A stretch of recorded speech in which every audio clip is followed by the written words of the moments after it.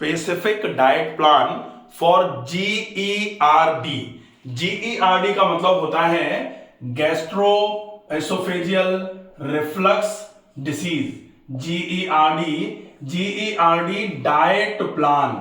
आप क्या क्या समझते हैं इस GERD से? जिन लोगों को GERD की प्रॉब्लम है, जिन्होंने एंडोस्कोपी कराई है, उनको इसके बारे में भली भांति पता है। आज हम बताते हैं कि GERD एग्जैक्टली क्या होता है, इसके होने के कारण क्या क्या होते हैं, और स्पेसिफिक डाइट प्लान का फॉलोअप करना इस समस्या के लिए सबसे बढ़िया इलाज माना जाता है। क्यों माना जाता है? कि स्पेसिफिक डाइट का जब तक फॉलोअप आप नहीं करेंगे तब तक GERD में आपको आराम नहीं मिलेगा। और GERD में स्पेसिफिक डाइट प्लान के फॉलोअप के साथ में ऐसे कौन से नियम हैं जिनका आप फॉलोअप करें तो आपकी ये GERD बिल्कुल क्लियर होना चालू हो जाए। तो वो स्पेसिफिक नियम जो आपके GERD को क्लियर कराने का काम करते हैं वो प्लस आपका डाइट प्लान। सबसे पहले GERD बेसिकली क्या है? ये है गैस्टर G, ठीक है, ये है एसोफेगस E, ठीक है। तो गैस्टर मतलब आमाशय, ये E एसोफेगस मतलब आहार नाल। तो सामान्य तौर पर क्या होता है कि ये आहार नाल है, खाना मुंह से ऐसे आते हुए आहार नाल से आमाशय की तरफ आता है, ऊपर से नीचे की तरफ। यही होता है कि खाना मुंह में डालते हो ऐसे निगल करके आहार नाल से आमाशय की तरफ खाना होता है, यही तो सीधा है, यही नियम है। लेकिन जब यह उल्टा होना चालू हो जाए कि आमाशय से खाना आहार नाल से होते हुए मुंह की तरफ आए, तो फिर इसको बोला जाता है या तो उल्टी, और या फिर बोलते हैं गैस्ट्रो एसोफेजियल रिफ्लक्स, ऊपर की तरफ जाना, तो gastro oesophageal reflux disease. Clear है बिल्कुल। अब ये क्यों हो रहा है? क्योंकि ये जो एब्डोमिनल एरिया है जिसमें ये स्टमक है, स्टमक में दुनिया भर की गैस बनी और स्टमक डिस्टेंशन हुआ, गैस्ट्रिक डिस्टेंशन हुआ। गैस्ट्रिक डिस्टेंशन के साथ में, गैस्ट्रिक डिस्टेंशन क्यों हुआ? क्योंकि यहां जो खाना आया था वो यहां खाना भरा, प्रॉपर तरीके से डाइजेस्ट नहीं हुआ। डाइजेस्ट नहीं हुआ मतलब पचा नहीं। तो अगर पचेगा नहीं तो सड़ेगा, और अगर सड़ेगा तो फिर फर्मेंटेशन के साथ में गैस पैदा होगी, और वो गैस जो है वो गैस्ट्रिक डिस्टेंशन कराएगी। गैस्ट्रिक डिस्टेंशन की वजह से पेट फूलेगा, अफारा आएगा इस स्टमक में, और स्टमक डिस्टेंशन के साथ में यहां से ऊपर की तरफ जोर पड़ना चालू होगा। अगर जोर पड़ना चालू होगा तो कभी कभी वायु इतनी ज्यादा ऊर्ध्वगामी हो जाती है, ऊपर की तरफ जाने वाली हो जाती है कि यहां से गैस के साथ में ये जो गैस्ट्रिक कंटेंट है ये भी उबल करके, उछल करके ऊपर की तरफ आना चालू होते हैं। क्यों? क्योंकि यहां खाना सड़ा। कब सड़ा? कब सड़ा? क्यों सड़ा? क्योंकि पचा नहीं, इसलिए सड़ा। और अगर सड़ा तो फिर गैस बनी। हाँ, सड़ा तभी तो गैस बनी, और अगर गैस बनी तो फिर पेट फूला, और पेट फूला तो पेट के फूलने की वजह से GERD हुआ। पेट के फूलने की वजह से स्टमक डिस्टेंशन हुआ, गैस्ट्रिक डिस्टेंशन हुआ, और गैस्ट्रिक डिस्टेंशन की वजह से गैस्ट्रोएसोफेजियल रिफ्लक्स डिसीज हुई। रीजन क्या था? खाना पचा नहीं। बॉटम लाइन क्या है? खाना पचा नहीं। तो खाना पचा नहीं को क्या बोलते हैं? अपच। तो अगर अपच होगी तो GERD होने के चांसेस खूब सारे हो जाएंगे। तो अपच को ट्रीट करना ही GERD का फाइनल ट्रीटमेंट है। अगर आप कैसे भी करके अपच को ट्रीट कर दें तो GERD में आपको बहुत अच्छा आराम होना चालू हो जाए। दूसरा कारण GERD का हो सकता है एसिडिटी। एसिडिटी का मतलब बहुत ज्यादा एसिड सीक्रेशन हुआ ड्यू टू स्ट्रेस हो गया, या due to overuse of NSAIDs जो दवाइयां हैं उनकी वजह से हो गया, या फिर और भी कोई ऐसे रीजन रहे जैसे फूड बहुत ज्यादा उल्टा सीधा बहुत गलत समय पर खाया गया, उसकी वजह से गैस्ट्रिक इरोजन हुए, और उस गैस्ट्रिक इरोजन की वजह से GERD हो गया। एंडोस्कोपी कराई, पता लगा डिफ्यूज इरोसिव गैस्ट्राइटिस है और उसके साथ में जीईआरडी हो गया। तो जीईआरडी अगर हो गया है, कारण आपने समझ लिए। अब इस जीईआरडी का ट्रीटमेंट कैसे किया जाए, इस ट्रीटमेंट के लिए सबसे पहला ट्रीटमेंट जो है जीईआरडी के लिए डाइट प्लान। तो डाइट प्लान जीईआरडी का हमें मोटिव क्या रखना है, एम ऑफ ट्रीटमेंट क्या है हमारा जीईआरडी में, कैसे भी करके हम खाने के पचने को सुधारना चाह रहे हैं, खाने का पचना सुधरे। तो एक तो खाने का पचना सुधरे, राइट, करेक्ट हो। दूसरा एसिडिटी ना हो, एसिडिटी ना हो। तीसरा पेट नरम रहे, पेट नरम रहे। ये हमारे कुछ मोटिव हैं कि ये चीजें रहेंगी तो फिर जीईआरडी नहीं होगा। तो सबसे पहले क्या करना है, जागते ही आप जीईआरडी में 2 से 3 ग्लास मटके का पानी, क्योंकि गर्म पानी नहीं पी सकते, मटके का पानी पिए पहला, ठीक है। अब मटके का पानी पीने के बाद आप 10 से 15 मिनट रुकें और इस रुकने में भी क्या करना पड़ेगा, पंजों के बल टहलें, ठीक है, पंजों के बल टहलें। पंजों के बल टहलने के बाद फिर जब 15 मिनट हो जाए तब फिर आप मोशन जाएं, मोशन जाके फिर आप मंजन कर लें, मंजन करके फिर आप, ये मॉर्निंग रूटीन है, मंजन कर लें। मंजन के बाद में फिर आप ऑयल पुलिंग करें, oil pulling by doctor Ramakant Sharma, पूरा वीडियो है उसको देख लेंगे। ऑयल पुलिंग के बाद तेल को थूक करके गरारे कर लें और गरारे करने के बाद फिर नस्य करके, अब आप, ये सवेरे का रूटीन हो गया। इसके बाद आप एक्सरसाइजेस करके फ्री होंगे। एक्सरसाइजेस फॉर जीईआरडी, ये जो योग for GERD by doctor Ramakant Sharma, पूरा वीडियो होगा उसको देख लेंगे। यहां कुछ स्पेसिफिक आसन होते हैं जो जीईआरडी में बहुत अच्छे तरीके से हेल्प करते हैं, तो वो अलग से देख लेंगे। हम केवल डाइट का प्लान देखेंगे। तो ये एक्सरसाइजेस हो गई।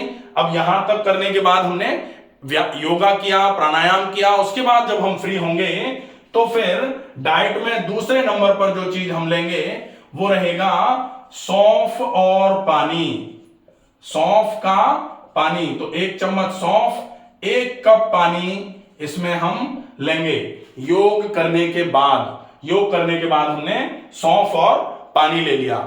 सौंफ और पानी लेने के बाद फिर हम अपने छोटे मोटे जो भी काम है वो कर लेंगे और उसके बाद स्नान वगैरह करने के बाद जो नाश्ता रहेगा, जीईआरडी के केस में नाश्ता हम रख सकते हैं या तो केवल फल, केवल फल अगर है तो वो 300-350 ग्राम के आसपास हम फल खा सकते हैं। इसका विशेष ध्यान रखा जाएगा कि आपको फल को बहुत चबा के खाना है, इतना ज्यादा चबा के खाएंगे फलों को कि फल रस के साथ, लार के साथ नीचे की तरफ जाएं और वो जो फल लार के साथ नीचे की तरफ जाएंगे वो अच्छे तरीके से पचेंगे और वो अच्छे तरीके से पचने के बाद फिर वो आपका जो खाना है पचेगा तो सड़ेगा नहीं, सड़ेगा नहीं तो गैस्ट्रिक डिस्टेंशन नहीं होगा, जीईआरडी आपका रुक जाएगा। ये हो गया। अब इसके बाद आप कैसे भी करके प्रोबायोटिक्स का यूज करिए।